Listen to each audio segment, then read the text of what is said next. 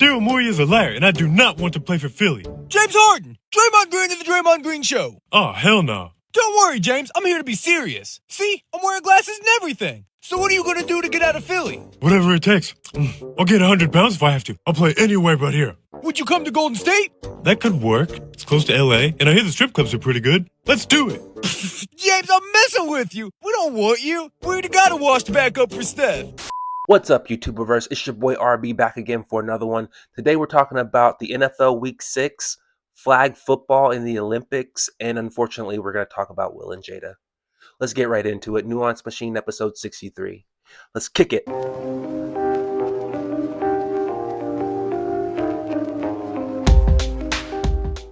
Alright guys, before we get into it, please hit that like and subscribe button.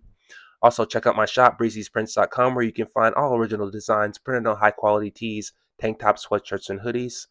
All designs are done by yours truly, and without further ado, let's get into it. All right, guys. Week 6 was a weird one. Lots of low-scoring games. In fact, it was so weird that it caused Jason Whitlock to slither out of his hole and write this garbage on the Blaze. Wait, wrong picture. Yeah, there we go. Anyway, he says, quote, Roger Goodell will go down in history as the man who oversaw the fall of professional football. Nothing is more overvalued than the NFL. This year's product is the worst the game has ever produced. The league's most interesting story is a manufactured love story between America's top pop star and a vaccinated tight end. The on-field product is sloppy and uninteresting. This weekend's slate of games produced just 2 teams that could score more than 26 points. Taylor Swift is the biggest NFL star. Swift and Deion Sanders have replaced Tom Brady as the game's top ambassadors. This is Enron 2.0, end quote. Yo, he really hates Deion Sanders. I wonder why. No, I don't wonder why. I know why. Anyway, I can't stand this clown. What an insane overreaction to the first 6 games of the season. Like, if you think Taylor Swift is the biggest story in the NFL right now, you're definitely not paying attention to football. We gotta get rid of Taylor Swift. She's taking all of our shine. I'm not out here getting concussions and CTE just so people can talk about Taylor Swift. I kind of like it. Shut up, Dak. You only like it because it's less attention on how bad you guys really suck. Taylor's gotta go. So what are we gonna do about her? What if we just sick your Creek brother on her? That'll scare her. What do you mean by that? I don't know what you're talking about. Hey guys, Pat, I thought I saw your car outside. What's going on? Get him! Yeah! No, you're paying attention to social media. So let's talk about some of these stories that are bigger than that blonde stick, Taylor Swift. First, we got the Niners losing to the Browns. The Browns defense made Brock Purdy look average. And the story here is the Browns defense. I have a crazy stat for you. The Cleveland Browns are the #1 overall defense in the NFL, and it's not even close. The Ravens are the 2nd best defense in the NFL, and they've given up over, wait for it, 500 more yards than the Browns have. That's wild, man. On top of having to play that stifling defense, the Niners were dealing with some injuries to star offensive players, Deebo Samuel and Christian McCaffrey, and they just couldn't get anything going on offense. Brock Purdy was only 12 of 27 for 125 yards, 1 touchdown, 1 interception. So without his 2 main weapons, he really struggled. But the Niners defense is so good that they were able to keep it close, just missed that field goal at the very end. So I was able to brag that the Eagles were the only undefeated team left in the league, and that lasted for all of 3 hours, and then my squad lost to the Jets. And the story here is, has Jalen Hurts regressed? Me personally, I don't think so. I think that this was a team loss. Like, we had dropped balls, missed field goals. I think our play calling sucks, and we had a bunch of injury issues at key positions. Our offensive line is banged up. Cam Jurgens is on IR, and Lane Johnson went out early in the game. Our secondary is super banged up with Devontae Maddox and Justin Evans on IR, and Darius Slay was out also. So the Eagles were definitely missing talent in key areas, but the Jets also had injury issues in their secondary with both starting corners out. And because of this, the Eagles had this strategy of throwing the ball early and often, thinking that this is a golden opportunity to get cute with the play calling. And so instead of playing our game, which is establishing the line of scrimmage and running the ball down the defense's throats, we did the opposite. We had Jalen Hurts attempt 45 passes. And on top of that, we keep running Jalen Hurts like he's still at Oklahoma. I counted at least 3 quarterback draws and 2 read options. And towards the end of the game, the announcer mentioned how much Jalen Hurts has been running around out there and that he's got to be getting tired. Not long after that, Jalen Hurts threw his third interception. It was a terrible read, an even worse throw off of his back foot. He had no power behind it, and I think all this is because he was gassed. Anyway, I really hope the Eagles stop trying to throw the entire offense on Jalen's shoulders and play more of a team game. Hand the ball off. Get back to the screen game, which has been completely non-existent the past couple of weeks. You need to fix it. Fix it now. We got the Dolphins next week. We're about to lose 2 in a row if we don't get it together. The Patriots lost to the Raiders, and people are starting to realize that some coaches are only as good as their Hall of Fame quarterbacks. The Pats are 1-5, and people are saying that Bill Belichick might be on the hot seat. The Patriots owner Robert Kraft has openly expressed frustration at the Patriots' horrific start, and when the owner is openly pissed, that's not a good thing. The Pats have been struggling on both sides of the ball. Most notably, they've been struggling on offense, where they're ranked 27th overall in total offense. Like, it's really tough to win no matter how good your defense is when you're 27th overall in offense. But the story here is people are debating on whether Belichick should be fired or not. Some say it's time to cut him loose. Others say he's earned the right to stick around because of all he's done for that franchise. Look, he's 71 years old, and I'm not saying he's too old to coach. I mean, Pete Carroll is actually older than him. I am just saying, is it crazy to think that maybe he's lost a step or two? And if you're the Patriots, do you really want to watch the decline of your Hall of Fame coach? Like, how many types of these seasons does Bill Belichick get? Do you want to give him the Greg Popovich treatment? Greg Popovich is 74 years old and has missed the playoffs every year for the past 4 years. And it seems like the Spurs are just going to let him coach till he dies. 10 years from now, LeBron's still going to be playing and Popovich is still going to be coaching.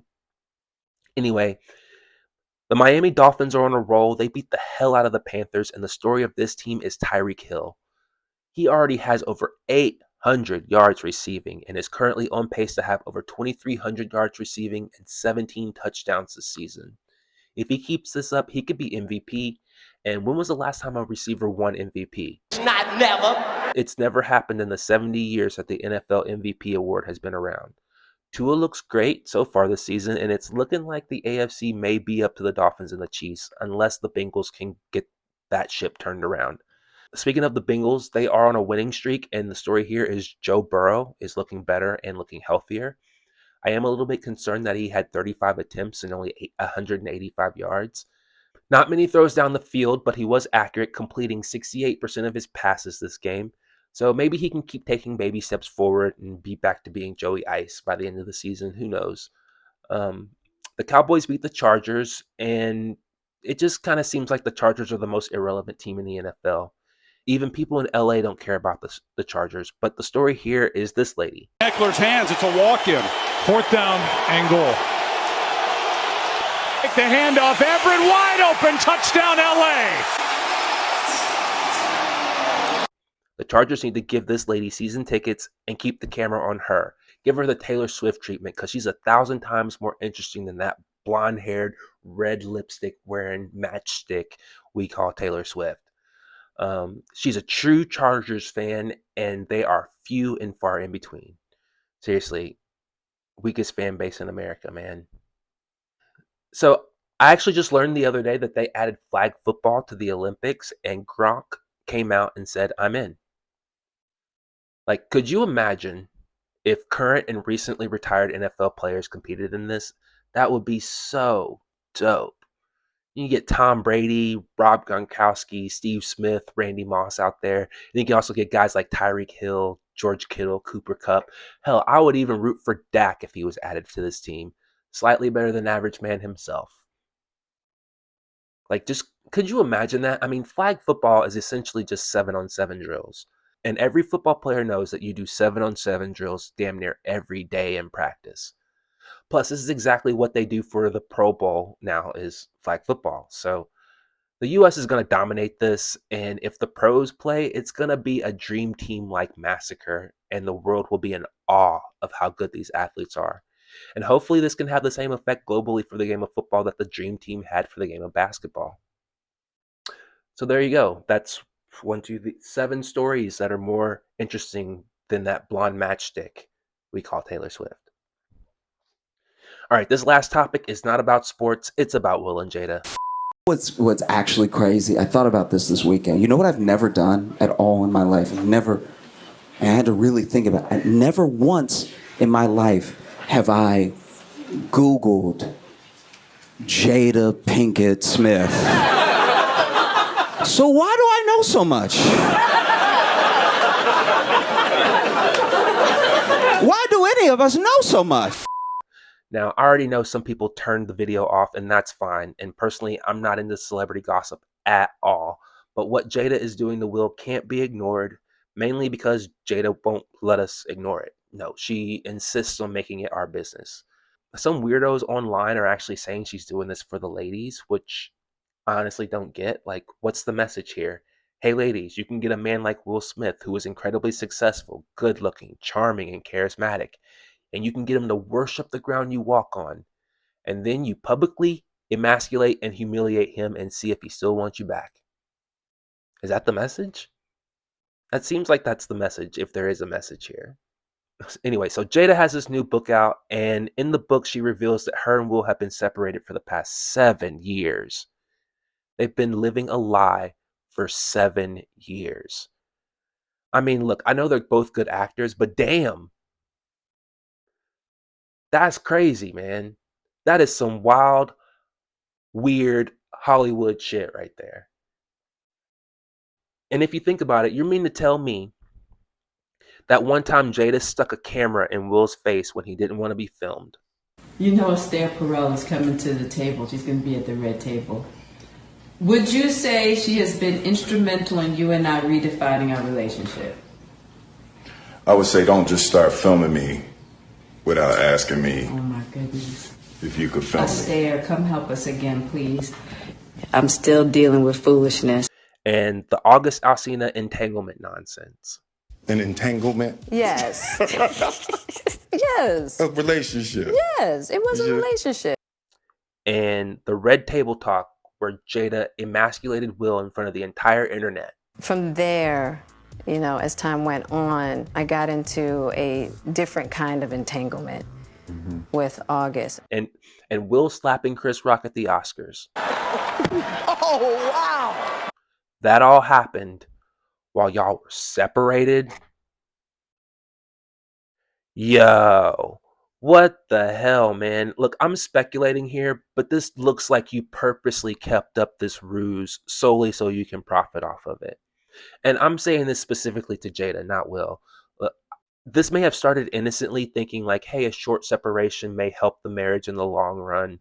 We can still look like we're married to the public, but this is just a trial separation. And clearly, y'all had no plans of getting divorced. Again, I'm speculating, but I think over time, Jada realized she was never going to get back together with Will, but they can't get divorced because of some promise they made to each other. So she decides to profit off of it instead, while manipulating Will into thinking he will eventually get his wife back. She's emasculated Will every chance she gets, and Will believes that she just needs to heal and maybe they can work things out. I think she's manipulating the hell out of him. I mean, this is like being married to your ex. I want y'all to think about this for a second.